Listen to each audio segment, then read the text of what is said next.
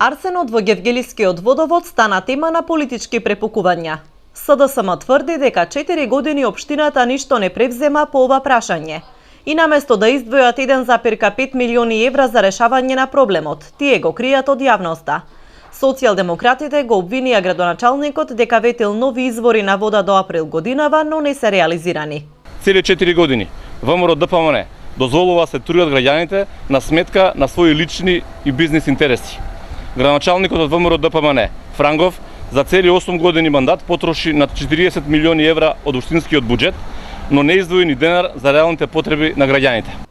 Гевгелискиот градоначалник пак врати дека за СДСМ водата е неисправна само кога ВМРО ДПМН е на власт. Според Франгов, граѓанската иницијатива Арсена добива пари за рушење на неговиот углед и е политички мотивирана. Зошто ниту еднаш не се спомна овој проблем до 2009 година? Дали Арсенот е отровен само кога ВМРО ДПМН е на власт?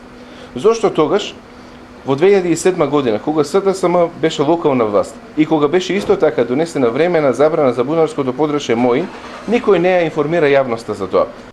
Според резултатите од анализите на водата во Гевгелија кои ги порачала Арсена, а се направени во референтна лабораторија во Солун, концентрацијата на арсен во Гевгелискиот водовод е двојно над максимално дозволената граница.